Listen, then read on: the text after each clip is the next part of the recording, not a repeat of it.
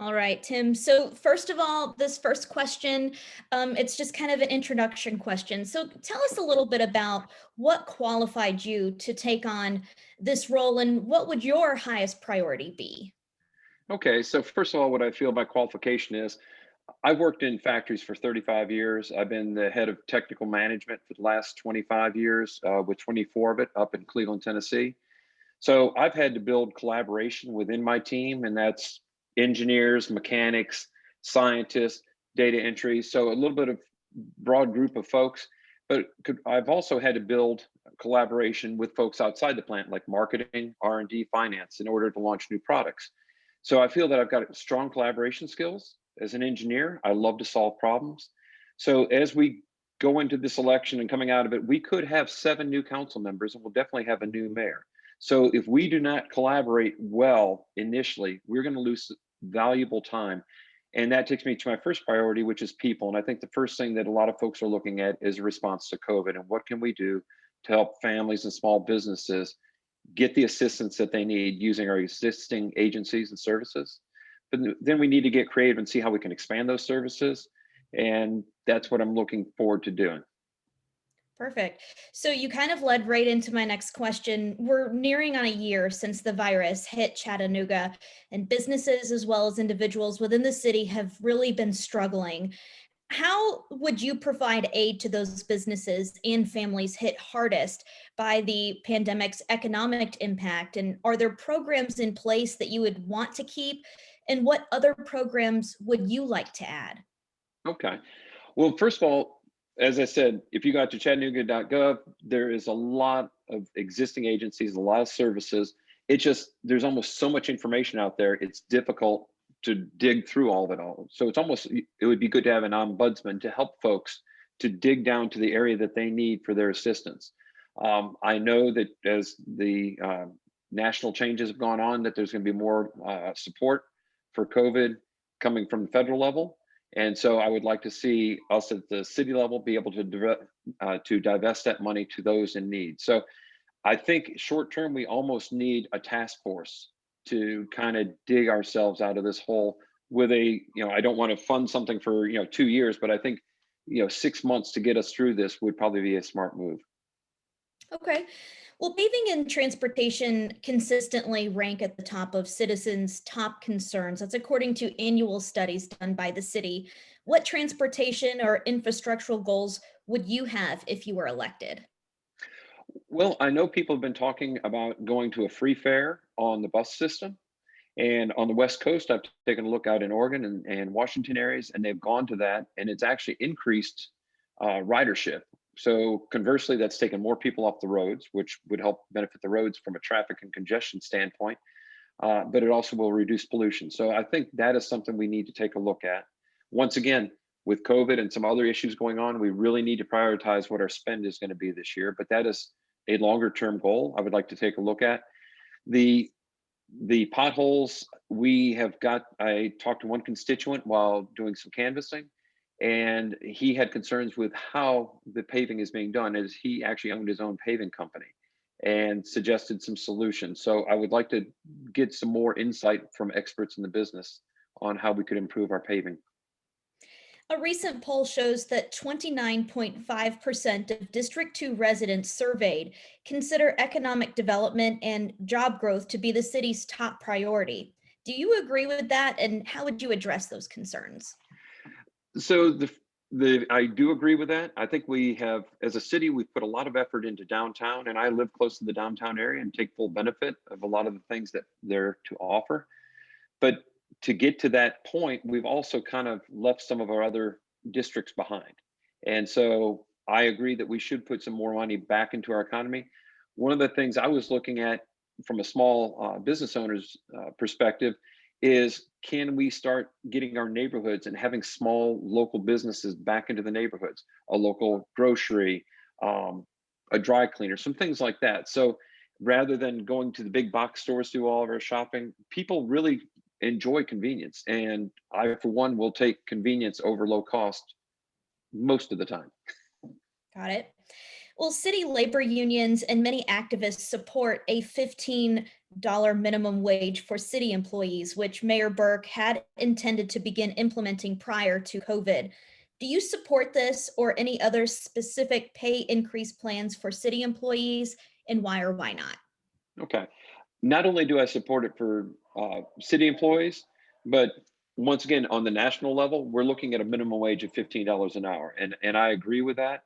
Um, there is no way to stay above poverty at the current level that we're paying people, be it city workers or not. So I would definitely support that for city workers. Um, we need, and once again, as people make more money, they have more disposable income, and that money will get back into the economy and help the rest of the city. In I, 2019, oh, sorry, were you finished? I was well. The only other thing I was going to comment is I don't think we can do this as a step function and go from the current wages straight up to $15 an hour. Once again, I think it's going to have to be a phased approach so that we can control our money flow. So I would see hopefully like a 3-year ramp up to get to that 15. Okay. Sorry. In 2019, 40% of Chattanooga households were housing cost burdened, meaning they pay more than 30% of their income for housing, and many struggle to afford other necessities. How would you address affordable housing in your district? So one of the key things is what I'm seeing right now is a lot of the new construction is not affordable housing for the masses. It's very much upscale. And so I think we need to take a look at making smaller affordable houses in areas, not just in District 2, but throughout the city. So I think that's one key thing. I also think working with the state and with federal to get grants to help first time homeowners and to get reduced interest rates would also help. All right, we're going to move to public safety. So last fall, shootings in Chattanooga were up by 20% from the same time in 2019 and higher than any time in the last 5 years. How would you work as a council member to lower crime in your district? Okay, so I think one thing is more general patrolling in the district, and I think we really need to go back to neighborhood watch. I've talked to a lot of folks in this area when I've been canvassing, and we've talked about a sense of community. And there was years ago that a lot of folks were involved with neighborhood watch, and just if you're seeing something that doesn't look right, go ahead and report it. So I think that would be a good first step. And I know that we are strapped with funding for police, but I would like to get more patrol work going. Okay. Activists spent this summer protesting police brutality across the country and in Chattanooga, demanding defunding or divesting from the police. Would you consider defunding or divesting from CPD for reform? In what other ways, if any, would you consider law enforcement reform? Okay. So first of all, I would not recommend defunding the police.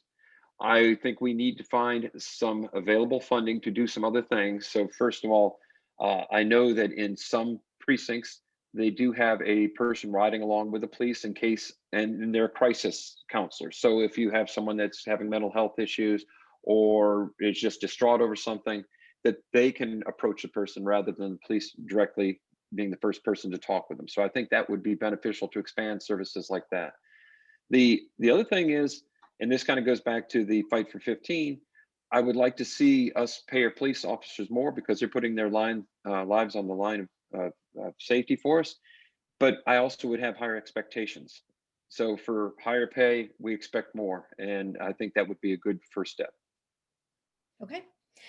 Many have questioned the conduct of activists given vandalism, disruption to businesses, and confrontations with police. Others have criticized law enforcement for restricting access to public areas, surveillance of activists on private property, and the nature of some arrests. If similar unrest came up during your term, or actually, would you support current city council restrictions on public input during meetings? And would you change these policies or make other efforts to encourage public input? So you're talking public input during the council meetings? Yes. Yes, I I fully support public's input during these meetings. Um, in a cordial sense, I mean, no outbursts or things like that. But once again, the city council is a representative of their constituents. However, they cannot query every constituent for their concerns. So I think having a second voice or third voice helps. Okay. So now we're going to kind of move into like an other category. Have you received the COVID vaccine? And if not, will you when it's available? I have not received it because of my age, but I will. I have already signed up, so I will get a text when it is available for me. Okay. And what should the relationship between the mayor and city council look like? Will you cultivate relationships with the new administration? Yes, very much so. I think it needs to be a collaborative relationship. I don't think the mayor should say this is what we're doing, and I don't think the council says this is what we're doing. I think we need to all join together and say this is what is best for Chattanooga. And my last question, would you support public money for a new Chattanooga Lookout Stadium? I've got mixed sentiments on that. I would love to keep the lookouts here. Um, right now, I think there's some more crucial funding requirements in this city, especially this coming year and probably for the next couple of years. I could take a look at possibly selling bonds and funding it that way. The city would still have to pay back over longer term, but I think a lump sum at this point does not make sense for the city of Chattanooga. Okay. And my last question, what else should we know about you? Oh, well, um, I'll tell you, I have really enjoyed canvassing and talking with future constituents. I love people. I love getting in and fixing problems. Like I said, my wife and I moved over here with two daughters a couple back in '97. We have raised three daughters now in Chattanooga. We love this town, and my whole goal is to make Chattanooga a great place for other families to come to. So we have spent a lot of time, we as a city, building the brand of Chattanooga. In doing that, we've left a lot of people behind. Our poverty rate is relatively high, and I think we need to put as much effort into bringing all of our citizens up above poverty before we look at rebranding ourselves into something new. All right, Tim Gorman running for District 2 City Council seat. Thank you so much for joining us and talking about, things that you support and how you would like to move forward with the city. We appreciate you. All right. Thank you very much. You have a great day. You too. Bye-bye.